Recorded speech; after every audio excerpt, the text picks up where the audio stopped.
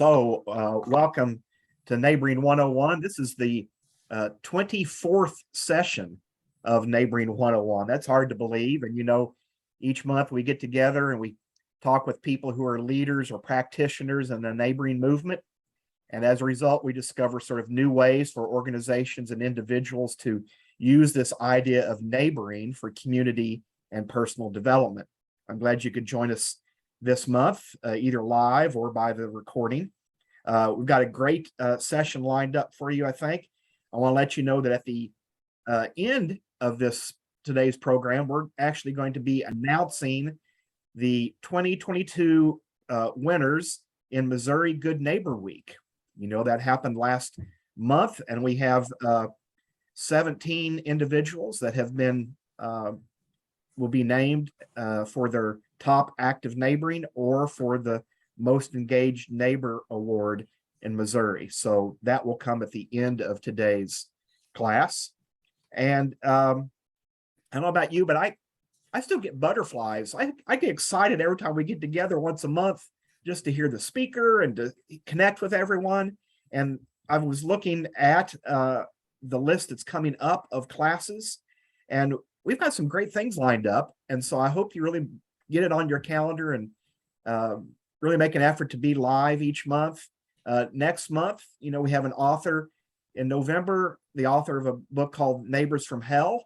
And he is an advocate that works with neighbors who have disagreements. And he's been on the Today Show and Dr. Phil and lots of different shows along those topics. So that'll be fun. And then in January, we have a panel of individuals from 3 different cities in the United States that have neighboring departments, neighboring programs, talking about how the city advocates and for getting neighbors together. We're going to see 3 different examples of that. And then I know I'm forgetting a few here. We have, in February, the author of In the Neighborhood will be with us. And these have all been on the email that's gone out, but I just want to encourage you to join us and tell your friends about it. And then, of course, in March, we have Maxwell King joining us. He wrote an autobiography on Mr. Rogers. Part of that, it was the basis of the movie that Tom Hanks was in. And so you want to be sure and make that one as well. But today, we do have a great guest today as well, an author in his own right, well-known and a column that's carried around the United States. I've seen in papers from St. Louis Post-Dispatch to the Tulsa World to elsewhere. Richard Kyte, and I'll put his full biography in the chat here soon.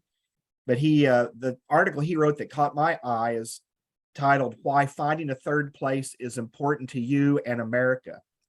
He is the director of the D.B. Reinhart Institute for Ethics and Leadership at, I believe it's Viterbo. Yeah. University in La Crosse, Wisconsin. And he's the co-host of a podcast called The Ethical Life. And his column on third places, I think we can say, went viral. I saw it everywhere. And so he's joined us today to talk about third places. Rick, I think you go by Rick. Thank you for joining us today all the way from Wisconsin. Yeah, I'm here in La Crosse, Wisconsin, which we sometimes call the west coast of Wisconsin. It's on the Mississippi River, just bordering Minnesota. So thank you so much for inviting me here, because I think this is such a great project, doing a neighboring 101 class. And one of the things I'd like to talk about today and talk about third places is that so many of the things that we in the United States maybe took for granted, say 50 years ago or more, we have to do intentionally now. They're vitally important for the health of our society and for the health of us as individuals. And yet there are so many obstacles to the creation of really robust social connections that we have to do them intentionally. Whereas before we could just rely on them and get the benefits. Now we have to figure out ways of building our cities, building our communities, in some ways building our lives so that we we have these connections, and it's really going to be important to do that for our kids.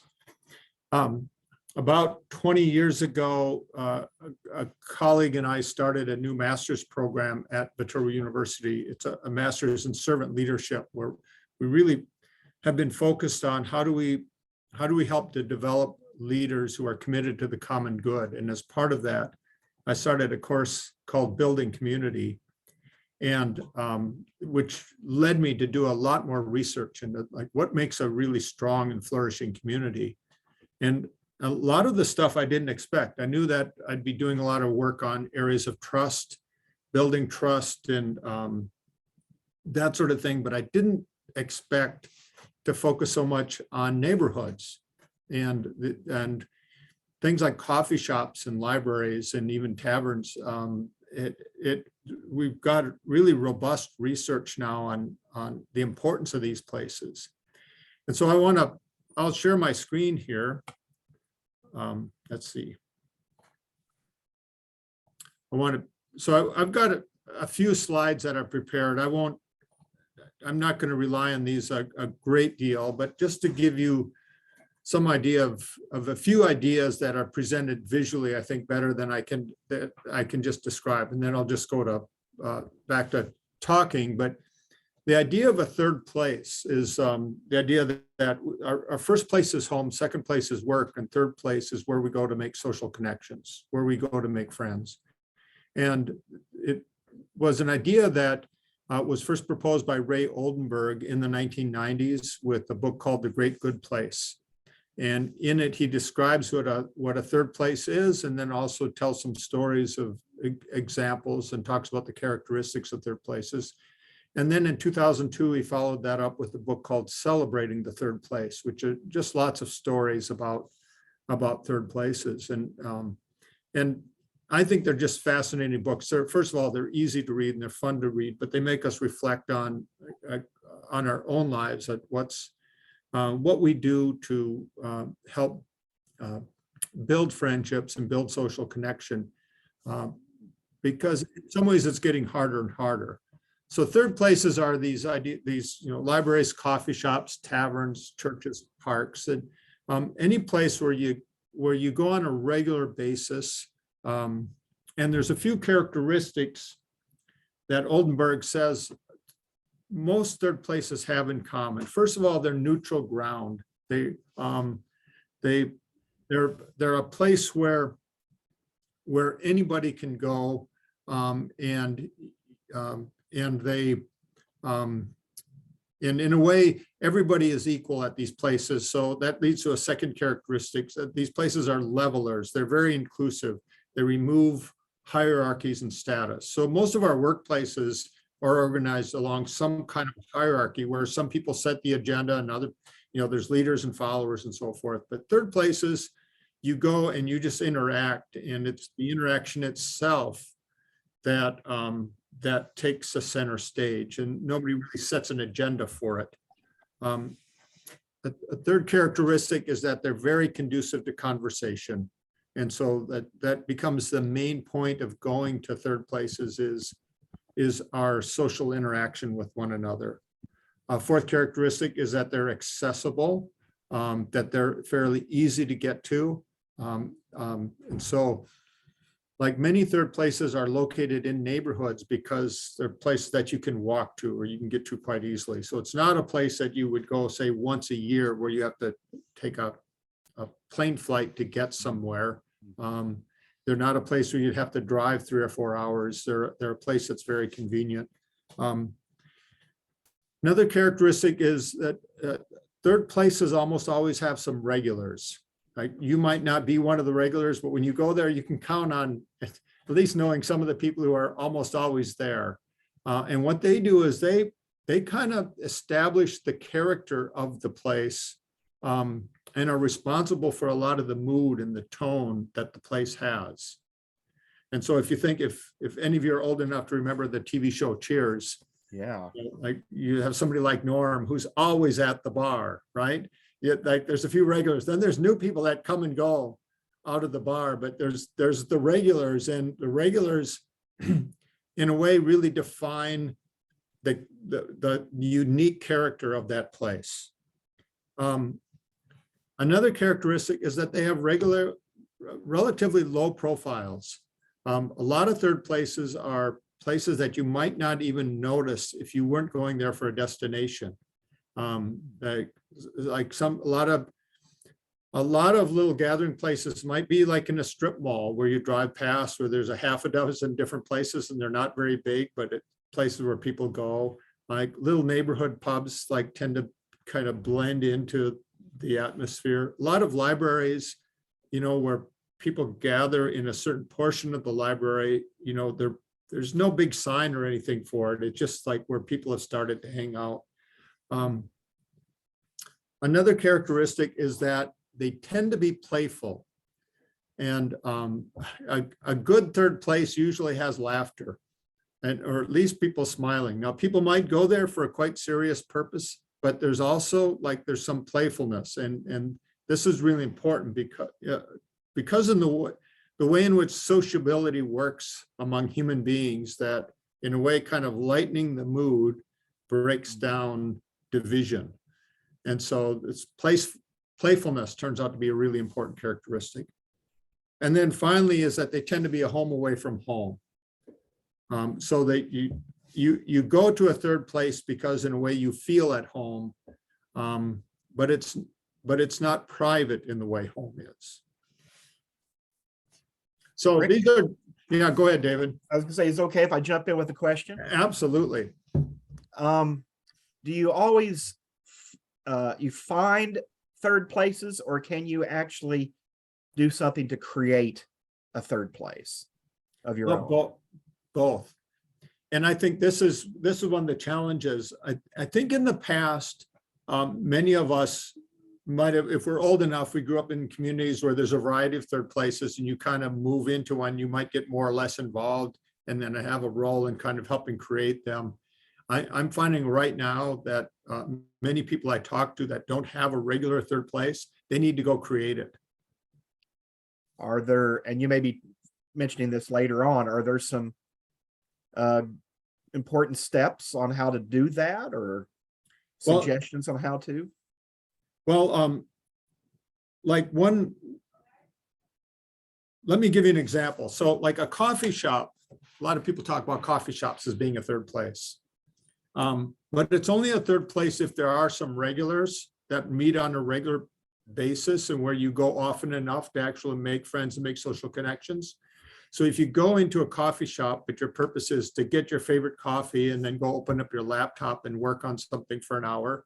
So you're kind of sitting at a table by yourself. And this characterizes a lot of coffee shops that I visited where you don't have any conversation taking place.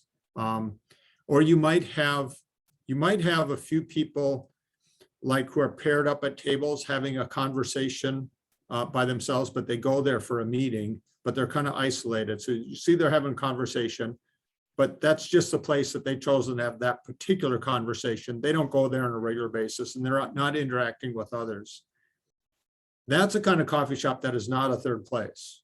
It could be, but they don't have the people interacting in the way that would make it it's not a place where you go to make friends. But there's other coffee shops you walk into and there's like a group of people at a table and you walk in and they might say hi, or maybe if you're a complete stranger, somebody else walks in, they're saying hi and so forth. And you realize that if you would go there like 3 or 4 mornings, you could start interacting with that group and be a part of that group. Now that's a third place. I think that helps with the definition. I just know some of the things in chat. It's more than just someplace you go on occasion. Absolutely. It's a place you go to make social connections, to make them and then maintain them. Okay, so this is why third places are declining. It's because in our society right now we have fewer people that are inclined to join. People like to go out to places. We have a lot of that, but they're not as likely as previous generations to join groups. And it's kind of joining a group. Now, this isn't a third place, is not one where you necessarily have a membership, but you are making kind of commitment to go on a regular basis. So maybe once a week or, every few days, something like that. Yeah. Okay.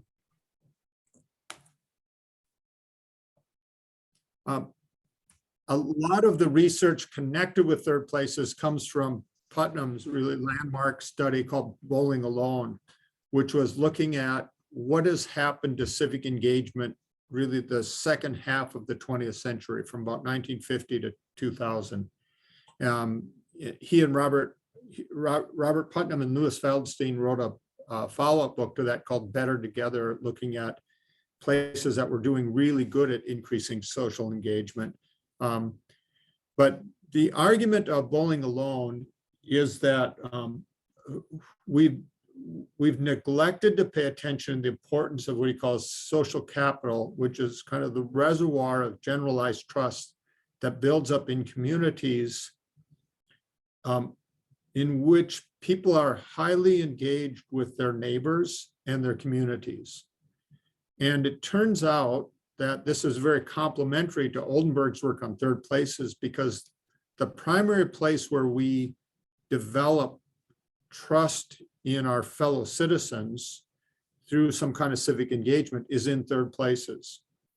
So Putnam uses the example of bowling alleys, which at one time, say in the 1950s and 60s, there were many, many bowling leagues, and that's what kept bowling alleys alive, was bowling leagues. Well, they were third places because people went there, you'd go there for bowling league night. Well, you're going there once a week and you're socializing with this group of people. So you've got your friends, but you're also interacting with people that you don't know quite as well. And so you're, at the same time, you're developing deeper friendships by involving yourself with the same group of people on a regular basis. You're also being exposed to many other people in your community. So bowling leagues are great. And right now in the United States, we have a lot of bowling alleys and a lot of actually pretty new bowling alleys that are huge. Some, say with 50 lanes, but many of them don't have any leagues. And so bowling remains a very popular activity, but people go there like for a birthday party, or it's like a one-time thing, or they go with one other person, but they aren't using the bowling alley as a place for making a deeper social connections. Well, what we see is that if you have all kinds of these places kind of declining in our society, what happens over time is that we gradually become more distrustful of one another, because we don't have as many interactions with one another on the basis of our shared interests. We tend more and more to have interactions based on our differences or perceived differences. And this leads to the kind of polarization that we're seeing that's pretty widespread. I'm going to jump through, I was going to share with you a funny story, but I'm going to jump right into something else. I've really you're always welcome to add humor to today. Well, so. I might come back to my story about the burning turkey, but one of the ideas, this idea of human ecology, I find really important. We talk a lot about the ecology in the natural world, but there's also this notion of a human ecology. Like, what are the conditions for creating a kind of life in which human beings flourish? And I think we haven't paid enough attention to that. We focus a lot on social problems. We don't focus enough on like what are the conditions of like flourishing human life. And it turns out that third places are really important to that. And one of the reasons I've seen explained by some researchers who are doing some neuroscience for that is if we look at what's happened over the last, say, 30 years or so, we're finding much higher rates of distrust, especially in our major institutions, but also of our neighbors. We're also finding much higher rates of loneliness, anxiety, and depression. And the term burnout, for example, gets invented at around 1980. It didn't exist before that. And then you start looking at like healthcare journals for references to the term burnout, and it just like this graph from 1980 on, it just explodes with references, goes right up. Well, one of the explanations for that I find be very enlightening is that we've had this growth in technology. And if you think of what technology does, is it increases our power, our ability to do things, and it increases our independence.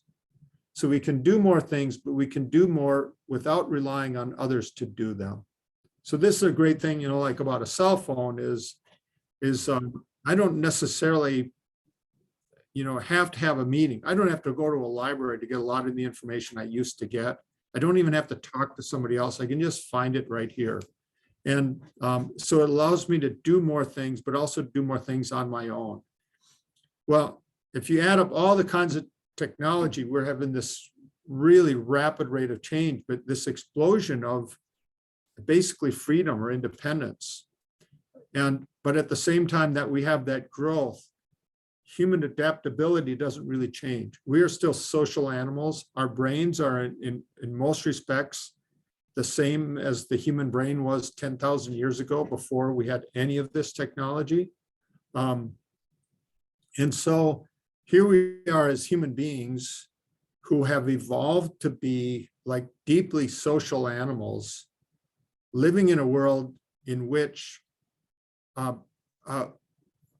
everything is designed for independence and freedom and separateness. And so we're more and more building our neighborhoods, without sidewalks, without front porches, with attached garages, so that when the weather is bad, I can drive my car right into the garage, close the door, walk into my home, get on my computer, and do all my interaction, everything I need to do without ever talking to my neighbor at all. In fact, without really seeing my neighbor if my neighbor is doing the same thing. So we build our neighborhoods that way, but then many of our businesses, one of the big moves in business right now is talking about a frictionless experience for customers. Well, the frictionless experience is where you kind of go in and have all your needs met without having the interruptions of human interaction. So I can go into a grocery store, quickly find exactly what I need by kind of improved signage, or maybe even an app that will tell me exactly what aisle and what location different products are. Then I can go back out, I can do a self-checkout. I can get in and out of the grocery store much more quickly, and I don't have the friction of having to ask people for directions on where things are, or to wait in line at a checkout counter, or deal with somebody at the checkout counter. This idea of frictionless interaction, which it increases efficiency, also removes our opportunities for social interaction. And so we keep designing our world to have less and less dependence on other human beings. And yet our human nature, our brain development, everything else requires social interaction to feel good about our lives. And so here we're living in this world of really advanced technology, but our brain development is at another stage altogether. And we're feeling this discrepancy, and it's creating all these kind of social problems of polarization and divisiveness, but also mental health problems, stress, anxiety, and burnout. What's the, and you may be getting ready to share this, what's the compensation for that? I noticed that in your column that you had written, you mentioned even Netflix and Hulu keep us from going to the video store to get a video and have interaction, or Amazon keeps us from going to the bookstore, if you can even find one anymore, to have interaction with other people. So how do we have to really make some conscious choices? Is that how we compensate for this? Yeah, see, because we were living in a kind of a low technology world earlier, we were living in a world that forced us daily interaction with other people. And And I would say, especially for the last like 20 or 30 years, we've been more and more moving towards a place where most people's meaningful interactions are at work. This is why you find depression rates really increasing for people after they retire often. If they haven't managed to build for them an active social life, once they leave work, their social life declines because their main human interactions are at work.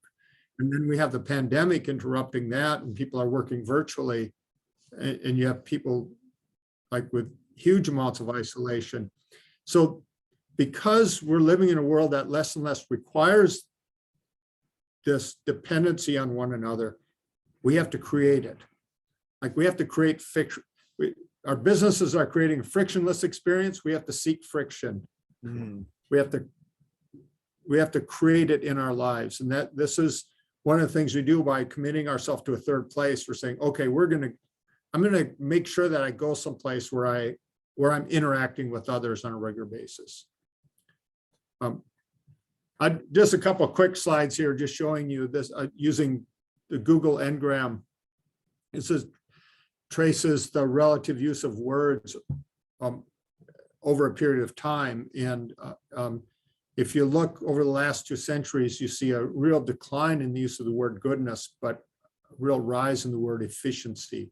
And this just shows like how our human attention is focusing on different kinds of goals for ourselves.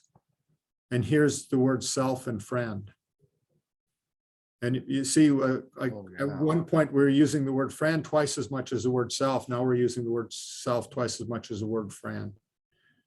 Well, this isn't something that happened just because of social media or just because of the invention of the computer or just because of television. What we're looking at from 1800 to 2000 is really the change that comes along with the Enlightenment, which is really a movement towards societies which have much greater emphasis on freedom and give us, in a way, much more control over our natural environment, natural and social environments. And so if you say like, why are people so uneasy in society today? Well, it's because we've changed things, which in many ways are better. I mean, we have, quality of life in most respects are so much better than it was in 1800. For one thing, we have antibiotics, right? We have all kinds of really good things that we've created, but we've lessened our mutual dependency. And this is one thing I wanted to stress. We are deeply social animals. And when we don't interact on a regular basis with others, even if we are convinced that we are introverts and kind of like being by ourselves, it's not good for us. I'm going to just jump ahead. Let me just show, this is a map. This is one of the ways in which, like, social capital, that is the amount of social interaction we have, especially among strangers, is really important. Areas of the country that are higher in social capital, like, so this kind of northern and middle parts of the country, where you look at the blue and greens, are higher in social capital. They have much greater economic mobility. Places that are lower in social capital have less economic mobility. So if we want to create a society that is more just, presents more opportunities for young people who are, say, born into poverty, have a chance to move into the middle class or upper middle class in society, the best way to do that is by improving social capital. Wow. And social capital is improved. One of the main ways to do that is by third places, having lots of places where people socialize. And so these are a few slides. These go back to 1998 because they were in Robert Putnam's book, Bowling Alone. But it's just a way of kind of showing really quickly why social capital is so important. Because in states where you have fairly high social capital, you tend to have a number of other goods that are strongly correlated with it. So Kids Count Index is a measure of how how children are doing in a society.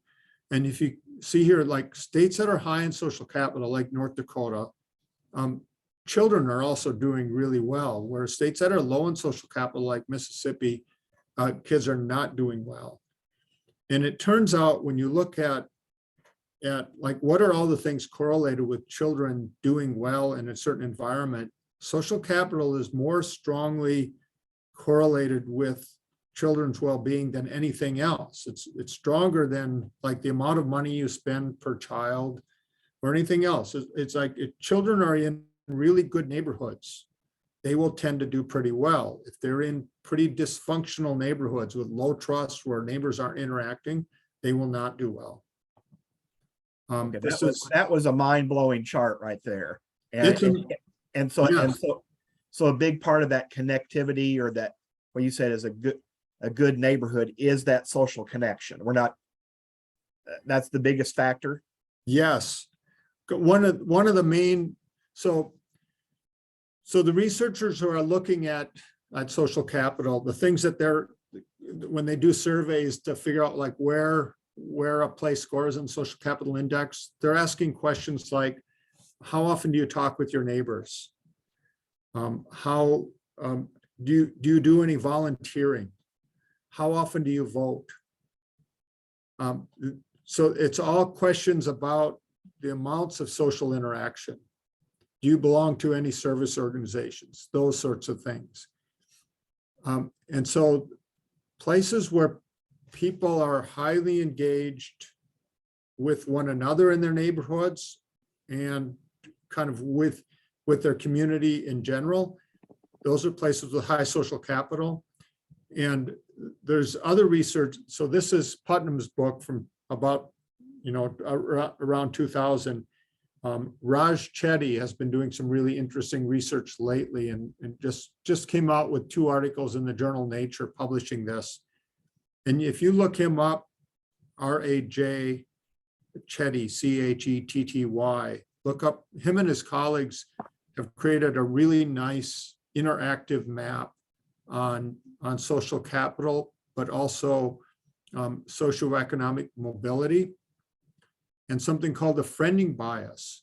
And the friending bias is how easy is it to make friends within a neighborhood, and scored different neighborhoods on the amount of friending bias. And it turns out that places where it's really easy to make friends, these are the ones where people born into poverty are much more likely to escape from poverty.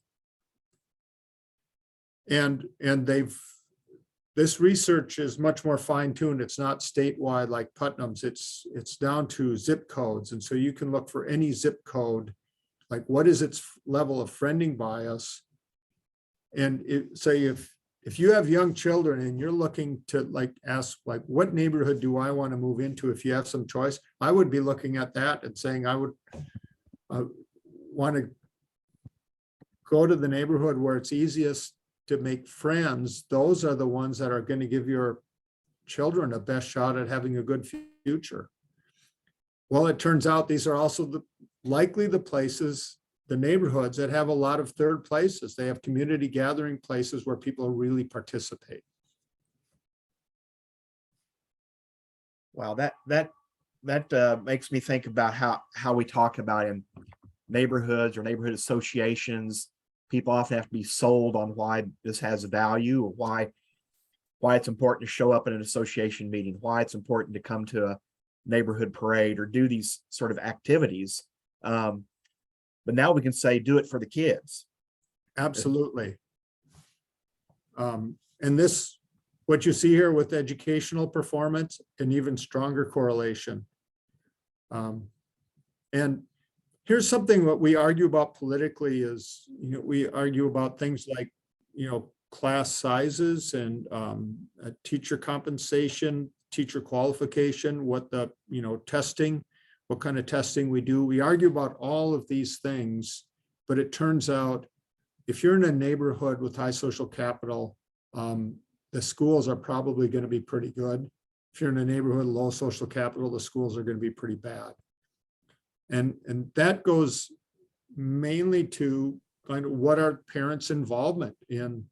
Are you in a neighborhood where the parents tend to be highly involved with one another and with their schools? And so I think the number one question, for any school areas, before you get into all the other questions, which are quite important, about testing and teacher qualification and everything else, but what is the involvement of parents? What is the makeup of the school board? How engaged are they with one another? What is the levels of trust you have between your schools and your communities? We have someone asking in chat if you know what makes North Dakota so high in these areas, that seems surprising. And that's from a person who's in Michigan, I think.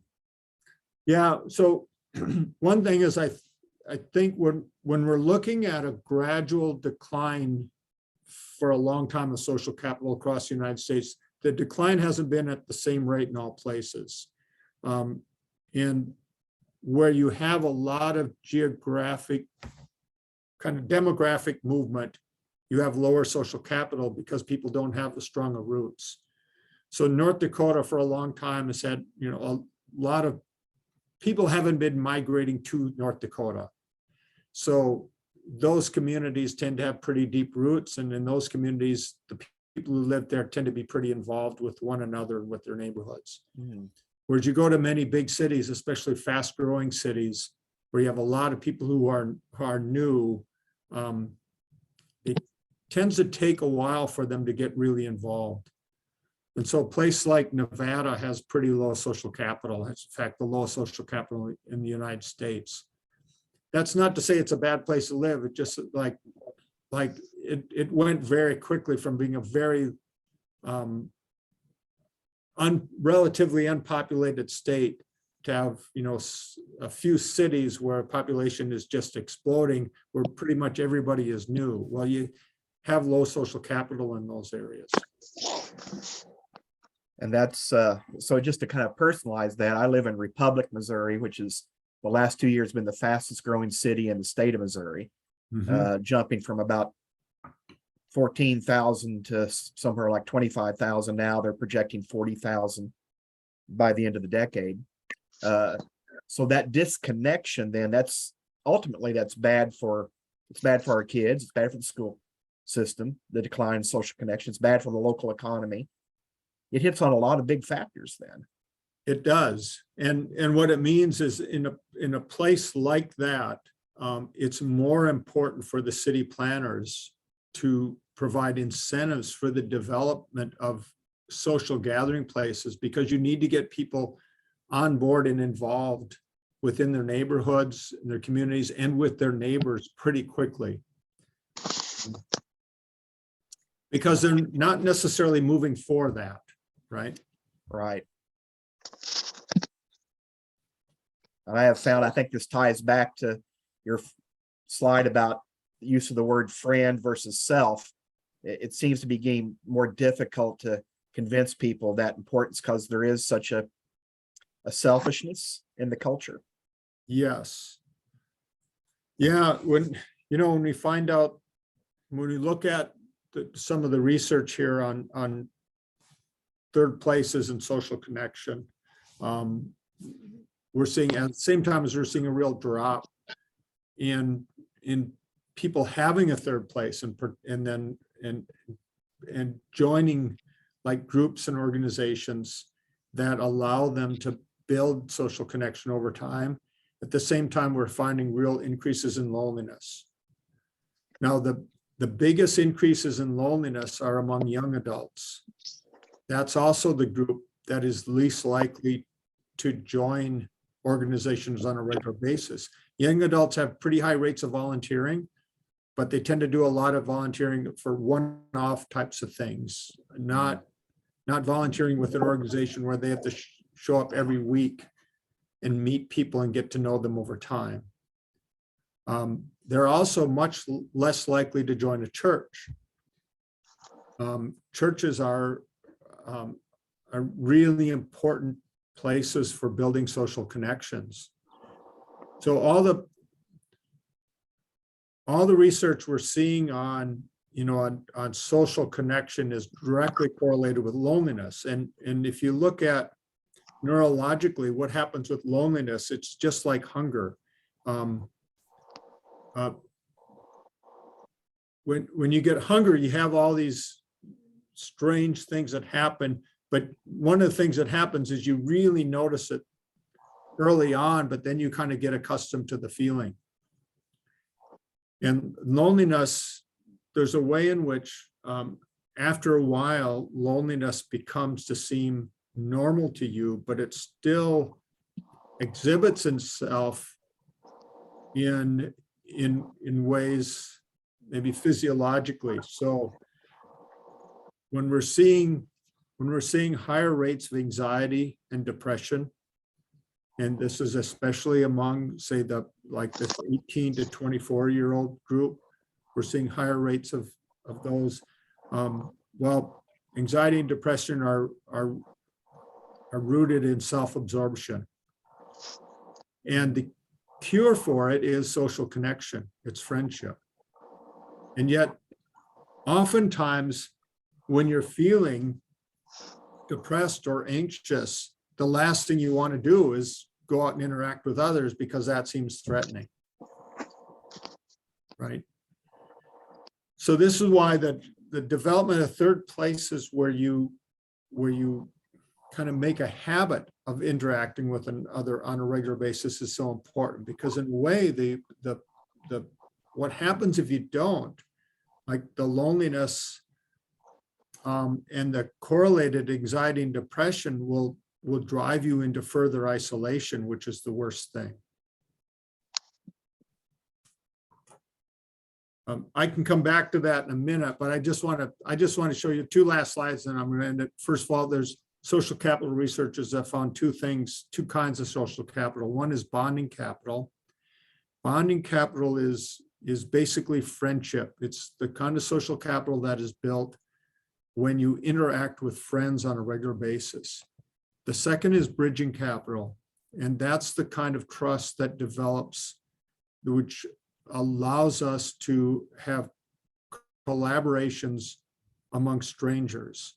So when we want to get like things done in our communities where we have to cooperate, say we want to pass a referendum to build a new school or something like that, that's bridging capital. You're trying to get a lot of different people to come together on something. They don't all know each other, but they're agreeing that something is a good purpose. But it turns out that you can't have bridging capital without bonding capital. You can't go right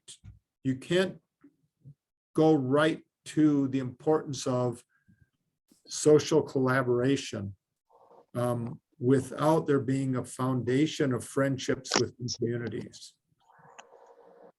And it seems to me that we are more and more kind of demanding that people engage in bridging capital, agree that certain laws need to be passed or certain policies be put into effect, or that we all get behind, say, something like vaccination, right? Which then quickly becomes divisive, no matter what it is. Any demand for huge amounts of collaboration quickly become divisive, because that's what happens when you don't have bonding capital at the basis of it. You have to have friendship at the local level for people then to be able to extend their trust to bigger things and to be able to, in a way, put themselves out, make themselves a little more vulnerable for something that might be outside their comfort zone. Well, that helps make sense of even something that I experienced last week. So I appreciate what you've shared there. That gosh, that brings a lot of things together. And I'm sure I know I could come up with some more questions, but others in the audience may as well. We want to give people a chance to ask questions, unmute and ask a question, or if you're more comfortable, put it in chat. I did see one earlier. Carolyn mentioned that there is a need for balance between neighboring and technology use, that tech removal cuts out neighbors with disabilities sometimes. Mm-hmm. So, or even when you're building that social capital, being sure you're not overlooking people in the neighborhood. I'm in a regular book group. In fact, we meet once a month, the third Thursday of every month. So tonight my book group is getting together, and we've got a couple members who are older and have a very hard time getting together in person like they used to. So we do a kind of hybrid. It's not very ideal, but we're using technology to help us make more connection or maintain connections that we used to always have in person. Technology, when we use it indiscriminately, I think, is a threat to social connection. But if we use it intentionally for the purpose of building stronger connection, it can be very useful. Do we have some questions? Tammy, did you have a question, or anyone else? I'm so sorry. I didn't mean to take it off of mute. So I'm so sorry. No, I find it all intriguing, but I'm just listening and I did not mean to hit off mute. Sorry. That's fine. I see in chat as well then from Amy, it would be interesting to compare accounts of people living in a small town where there might be fewer third place options. In small towns, fewer third place options might help with creating more regular contact, as opposed with those who maybe live on the East Coast. I'm not sure size of town has an impact on number of third places necessarily. I can think of some urban neighborhoods that seem to have lots of examples of third places. I think I mentioned earlier where mine, a lot of Midwestern towns have almost used zoning to make third places very challenging, or a 5-mile walk away to the business district to find a third place. Yeah, this has been a trend for a long time. Is zoning has made neighborhood gathering places more difficult, and I think it's something that we should really push in our towns and cities, is to make sure zoning encourages many kinds of mixed-use neighborhoods, so that there's more opportunities to gather more frequently and more easily. And the thing about this is that it is not that there's really, for the first time now, we have really good economic data to show that these are really important for the vibrancy of many towns and cities. Right. So I see Will Cooper mentions that he's working to develop a neighborhood association, and we have identified one of our challenges is a lack of a third place.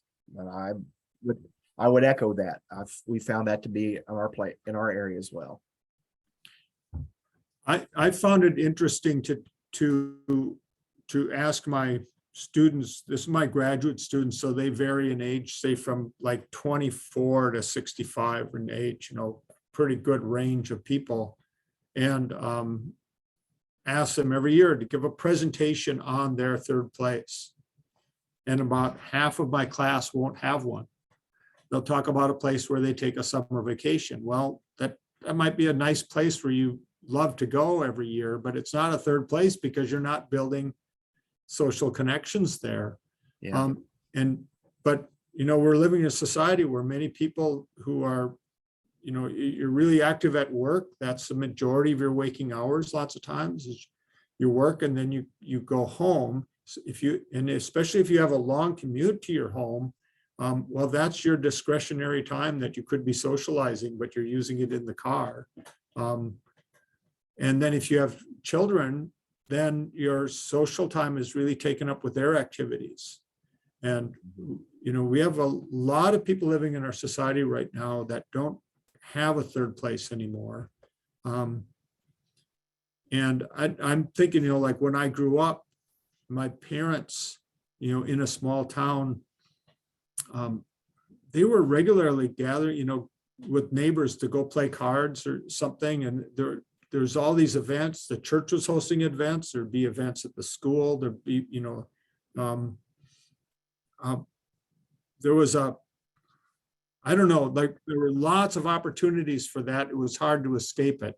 And now you have to make it intentional. You have to go out and say, okay, I'm gonna get together with a group of people and say, we're gonna exercise on a weekly basis together, this group, and we're gonna do it in this place together. Or we're gonna, have coffee every Wednesday morning at 7 o'clock before work or something like that. Mhm.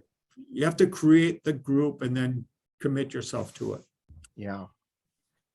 Debbie in chat mentioned she shares a link to the Turquoise Table. I don't know if you ever read that book by chance, but it's a lady who ended up through a set of circumstances putting a picnic table in her front yard, and she painted turquoise and it became the gathering spot for the neighborhood. I love that. I haven't heard of that. I'm Yeah, gonna look it up. The Turquoise Table. I think she shares a lot of recipes in that book too, which made it tasty reading. But I guess a picnic table, any sort of gathering spot, could become a third place within a neighborhood. If, back to Will Cooper's comment, if you're in a neighborhood association that doesn't have a place, you could create a third place perhaps with something like that. And then Echo mentions in a very rural neighborhood, we have worked hard to create neighborhood events at a third place that are open to all, like examples like regular roadside cleanups, events, cookouts, bonfires. And she lives in a very rural area, I know. So like the nearest neighbor's 2 miles away. So you have to be pretty intentional in some of those areas. And I find a lot of the rural areas have been very intentional about it, and it's great. You can also, by the way, if you drive through areas of the country with a lot of small towns, and you drive through small towns, you notice some that just seem dead. There's nothing going on there. There's plenty of houses, but there's no social interaction. Then you drive down another one and they've got a really flourishing main street, and people are out walking and so forth. These have been the places that have been able to create third places and those that haven't. And there's a different feeling to those, like two towns that might be of the same size. And everything else seems the same about them, except one has, a flourishing little downtown with lots of things going on, the other doesn't. Yeah. And there's usually a number of other things that are associated with it. It's not just because they have those kind of businesses downtown. They've also got engaged people in the town that are doing some kind of festival, or they're doing things like the bonfires and or the gatherings in parks. There's those things that go along with it, and they're mutually supportive. So if you have a group of people, say, that's getting together for coffee every week, and they're sitting in the town coffee shop and they're talking, that's lots of times where ideas get generated for doing something like a music festival that's going to take place every summer or something. Like those little gatherings, they'll generate all kinds of good ideas. Most of them would be bad, most of the ideas, but every once in a while something sticks. And you have but then you have a group of friends that say, okay, let's do this. And then they draw other people in and it gets created. Yeah. And Chad, see, there's a mention of the neighbor's table, which is another movement related to actually create large. They manufacture large tables, but the idea of getting your neighbors gathered around tables, in your backyard, I think, and for her instance, a question from Eric Smith here: is there a different set of economic data connected to the third place and flourishing that you just referenced, or are you thinking of what you already explored in the presentation so far, such as social capital use success? Yeah, I noticed somebody, David, you provide the link to Raj Chetty. That is probably right now the most interesting set of comprehensive data connecting social capital and economic mobility and things. Now, he doesn't use the language of third places, but so you have to make that other connection, but that's the connection between social capital and youth success. That's the place to go right now is Raj Chetty and his colleagues. Excellent. Well, Rick, we could probably keep generating a lot of questions and stuff. I did share your bio, and I'm sure if people have further want to have further contact, they can reach out to you. And I know you have some books as Absolutely. well and have further content. I don't want people jumping off yet because we do have the winners in the Missouri Good Neighbor Week to announce, but I do want to thank Rick for your time and for coming on and chatting with us live, and for those who tune on video. So thank you very much. You've been very gracious to join us. I sure appreciate it. Thank you. I love what you're doing, and thank you to all of you for committing yourselves to making your neighborhoods better. I think we need that more than anything else right now. I've had a lot of messages privately of people saying, great presentation, awesome topic. I think you've stirred a lot of people to read some more and learn some more about this. And I know it's personally helpful as well. So you hit the nail on the head. Great. I'm happy to come back anytime. I really enjoyed it. Thanks a lot. And you're welcome to stay for the award presentations, but you may have something else to do. So we're just going to make some announcements. I'm on my way to a meeting, so All right. I'll sign off here. Thanks. Okay. Thank you for your time. You bet. Bye. Well, we do. I know some of you may have to jump onto other things, but we did want to use this time of day to make the official announcements, at least for the statewide awards that apply to Missouri Good Neighbor Week. And there are several of those. So let's just jump right into them. I think I saw Jennifer on from the Hopeful Neighborhood as well. And Jennifer may want to chime in here. They were an integral part in making this happen this year. Thank you, Jennifer, for being on board. Just a few little numbers I think that you may find intriguing. 12,584 acts of neighboring were documented. You know, the goal was 10,000. So we're gonna have to think about what next year's goal should be. But that's really tremendous. Greene County actually led the way with the most submissions, but we had 63 counties that sent in submissions or nominations. And of course, in Houston, Missouri, there's one event there that generated 3,200 acts of neighboring. The event on Good Neighbor Day with roses. That's a great event. Missouri Good Neighbor Week actually had 40,765 unique visitors. So there were a lot of visits to that page to find out more or to learn more that did not submit anything. There can be a lot of factors behind that, I think, but we reached a really large audience in Missouri. And on social media, between post views and interactions and reaches, it was over 290,000 social media reach for Missouri Good Neighbor Week. So generates a lot of interest and some great numbers. Well, let's just jump right into these statewide awards. All right, in the category for acts of neighboring, recognizing the best acts of neighboring statewide, the Best of Missouri Award goes to Sharon Gullett there in Springfield, Missouri. The Best of Rural Missouri Award goes to Sonia Baldwin in Highlandville. I think this is for the second Craig Hollow neighborhood get together, being recognized as the best example in rural Missouri. The Best of Urban Missouri Award goes to Susan Peck of Maplewood, Missouri. They got together and made frozen meals for the local food pantry project. I'm slipping here on they made 84 meals for the family freezer.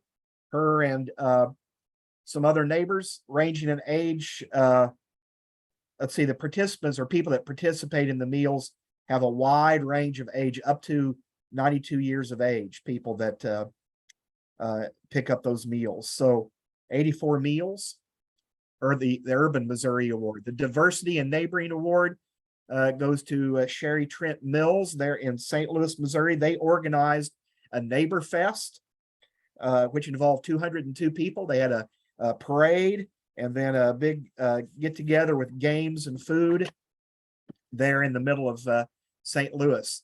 The Judge's Choice Award, and I've got to tell you, reading all these submissions were hard on the judges. I know Jennifer and I stayed up late a few times corresponding back and forth, and it was hard to narrow some of these down this year. And so we added a Judge's Choice Award because we really wanted to recognize one we think that's exceptional, and that's Sherry McAllister in Houston, the DNL Florist community-wide rose giveaway on National Good Neighbor Day. A great example. And then the Best of Missouri Youth Award. This goes to Anna Sophie Pinnock in Webb City, Missouri. She colored the Start With Hello National Good Neighbor Day postcards and delivered those and little vases of lavender that she had grown to 15 of her neighbors. And it was just a really nice youth example. Jennifer, you want to jump in on any of those? Did I cover those okay, or anything to add?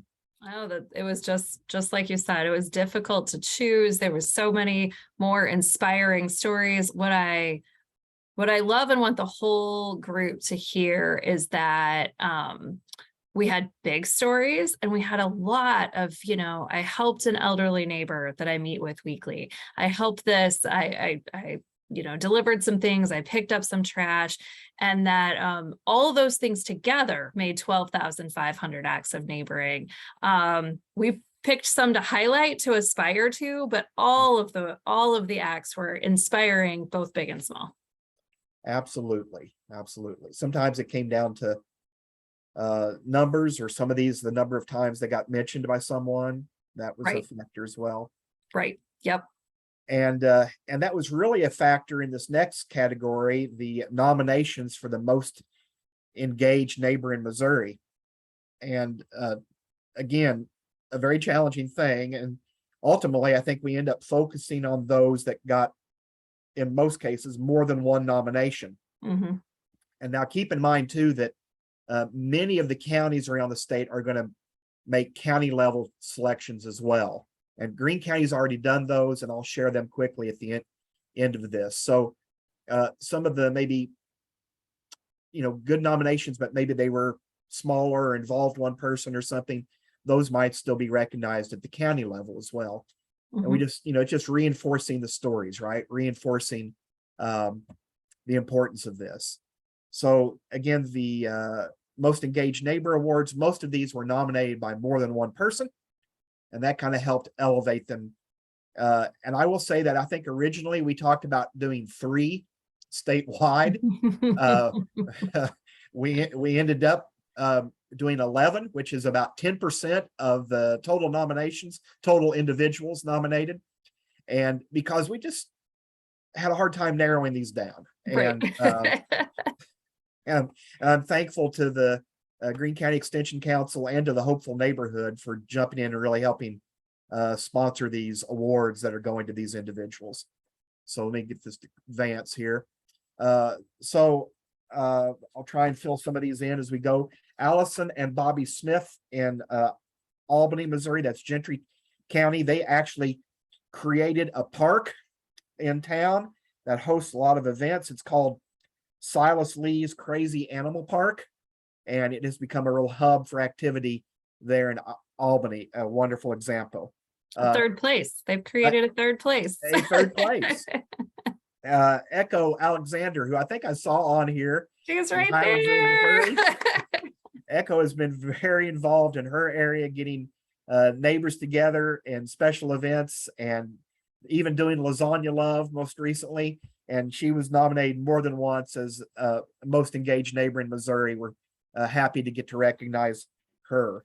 Kayla Henderson in Webb City, that's in Jasper County. Here's a statement from her nominator. Kayla is the best neighbor, best cook, and most selfless human I've ever met. So they gave examples of what she has done for her neighbors right around her, from fixing chicken noodle soup when they're sick to helping watch kids. Our next engaged neighbor is Sierra Lermani, I think. She would qualify kind of as a youth category in Salem, Missouri, where she boxed up and delivered 150 cookies to neighbors throughout the community. And one of her nominators mentioned that she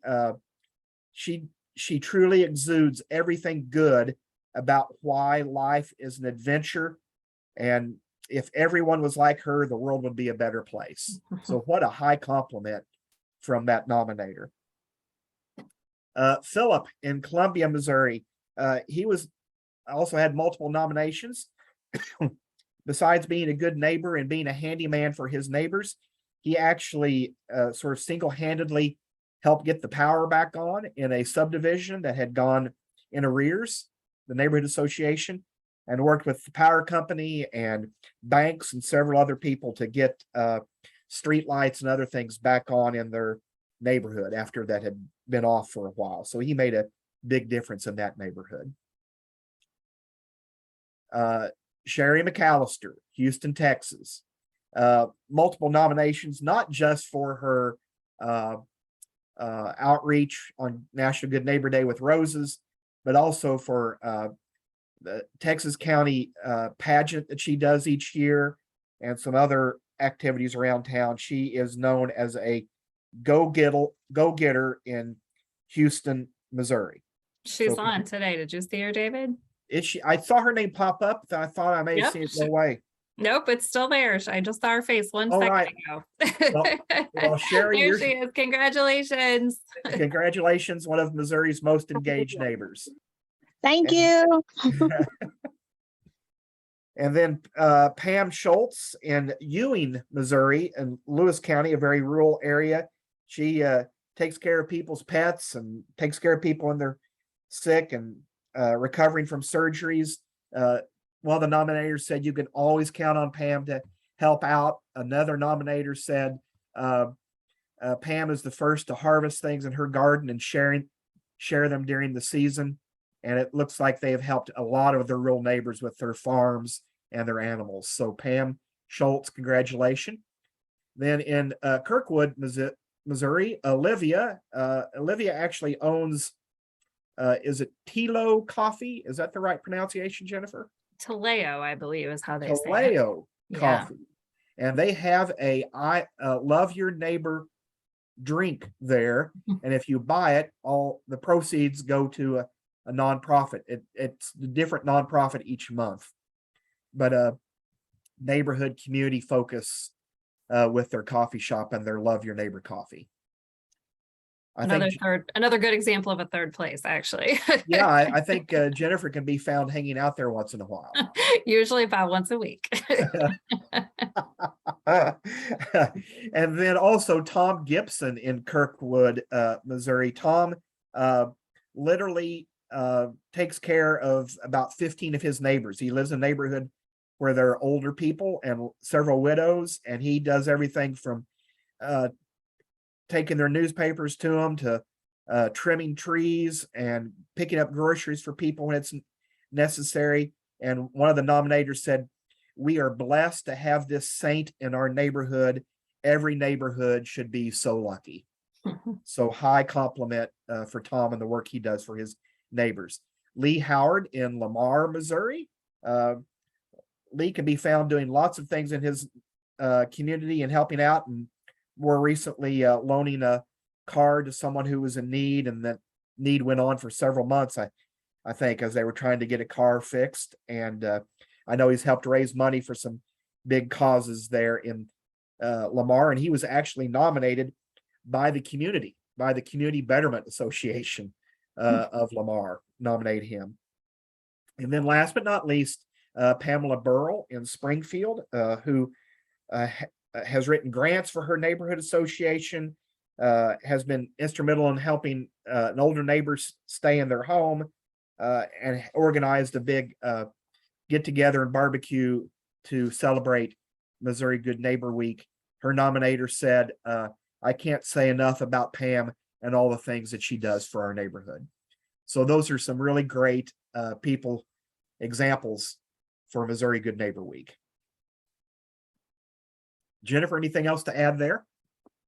No, just once again, it was inspiring and wonderful to be able to recognize that there's one thing about putting a lot of effort into acts of neighboring on Good Neighbor Week. That's fantastic. But I think to note here, the most engaged neighbors, that they weren't just engaged one week. It's their the sustaining of the relationships is really the end goal here. And these are just great examples of what impact that does make. Just those little things that maybe you think is just chicken noodle soup is actually increasing the social capital and all the things that we heard about today. And these are the people in Missouri who are really making that happen. So congratulations to the winners on the call and those others for just making Missouri a great place to live. A great place. Well, we also have 10 in Greene County. I'm just going to share those briefly before we end today.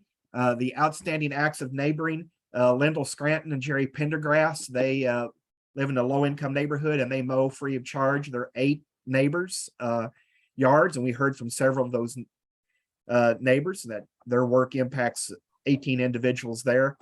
Owen Park Neighborhood Association in Republic did a food drive as part of Missouri Good Neighbor Week and collected socks and food enough to put together 30 family boxes at People Helping People. So that was a big effort for that neighborhood. The West Side Neighborhood Betterment Association, which is pretty active. Candy Smith organized a picnic and a get together for them on October 1st in celebration of the week. Gordon Cumley organized a campfire and potluck on her street, Kings Avenue in Springfield. This is not the first time she's done this, but it's certainly gaining momentum and they're trying to form their own neighborhood association there. So partly due to the efforts that she's made. And then Nicole and Jason Park did a pancake and coffee event on their driveway for 32 of their neighbors in their neighborhood. So we wanted to recognize that effort. And they've been involved in some other ways. We thought that was a great way to celebrate Missouri Good Neighbor Week by getting neighbors together. And then in the county, at least Greene County, Most Engaged Neighbor Awards, one goes to Judy Davis. Judy's 84. I don't know if she'll appreciate that being out there, but that's what the nominator shared. And she has multiple times hosted events and dinners, getting her neighbors together for a sit-down dinner. So I think that's pretty impressive. She sounds like a go-getter. And Liz Scroggins in the Weller neighborhood, not only does she volunteer at the elementary school there, even though she does not have kids in school, she also does things to connect her neighbors. Love this statement from her nominator. Liz doesn't let her lack of financial resources keep her from blessing others. When others find excuses, she finds a way. What a compliment. Sandy lives in West Side Betterment Association and has been very involved in a community or a memorial garden in a park there, and is the one who regularly stocks the little library that's in that neighborhood association. So congratulations to Sandy Houston. Steve Stovall, he takes care of a neighbor's farm, a neighbor who has cancer, mowed the farm, takes care of the cattle. This nominator says he and his wife have made it possible for me to be in my home and be happy. So quite a touching story. I didn't share all of it here that they have taken on to help that person stay in their home. And then last but not least, another family, Cindy and Ray Sullins, who have taken care of neighbors who have cancer. And the nominator wrote, "They have been a lifesaver for my husband and me during the most difficult and lowest point in our lives." So congratulations to each of those in Greene County for the Most Engaged Neighbor Award for the county, at least. Great examples of people who have cared for their neighbors and really got involved during Missouri Good Neighbor Week, and we're happy to be able to recognize them today and in the coming weeks when we send out the checks and their certificates. So thanks to all who have participated. We have a few left on. Any other comments today or before we wrap up? All right. Well, we'll look forward to seeing everybody in November when we hear from our author of the book Neighbors from Hell, and learning how to deal with challenging neighbors and some of his recommendations on how to do so. Thanks, everyone. Have a wonderful rest of Great. your fall day.